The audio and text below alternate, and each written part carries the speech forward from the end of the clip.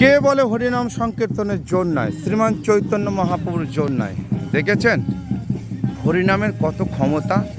এনারা হচ্ছে আদিবাসী সম্প্রদায়ের মানুষ। জগৎগুরু শিলা প্রভুপাদের ছবি লাগিয়েছে। কি সুন্দর হরিনাম হচ্ছে, অসাধারণ।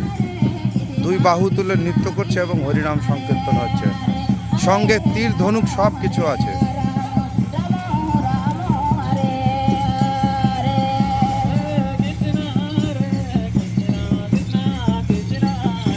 হরিবল হরিবল হরিবল হরিবল।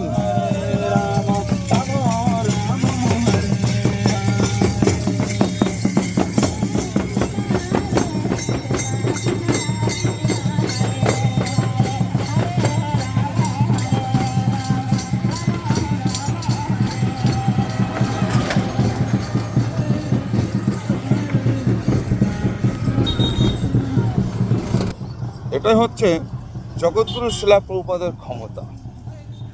সারা পৃথিবীর নানাবিধ সম্প্রদায়ের মানুষকে এক সূত্রে বেঁধে কলিযুগের যুগধর্ম হরিনাম সংকীর্তন করার জন্য উদ্বুদ্ধ করেছে। এই হচ্ছে তার প্রমাণ।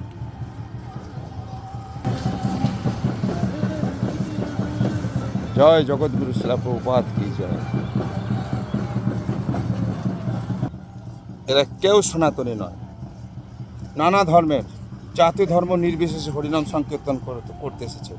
নিজেদের জন্মভূমি ত্যাগ করে, নিজেদের ধর্ম ত্যাগ করে আজকে ওনারা সনাতনী হয়েছে।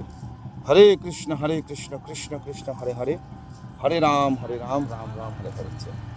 এইটাই হচ্ছে কলিযুগের মূল ধর্ম।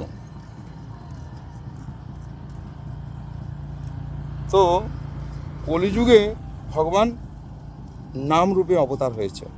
শ্রীমান চৈতন্য মহাপ্রভু শিক্ষাষ্টকমে 8টা শ্লোক লিপিবদ্ধ করে গেছেন।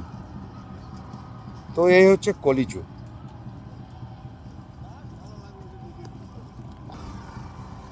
তো আপনাদের সকলকে সিধা মায়াপুরে আসার জন্য অনুরোধ। আসবেন, শ্রীমান চৈতন্য মহাপ্রভুকে দর্শন করবেন এবং হরিনামের যে কত মহিমা, হরিনামে যে কত মধু, কৃষ্ণ প্রসাদের যে কত ক্ষমতা, এনাতে দেখলে বোঝা যায়। জয় জগৎগুরু শিলা প্রভুপাদ কি জয়।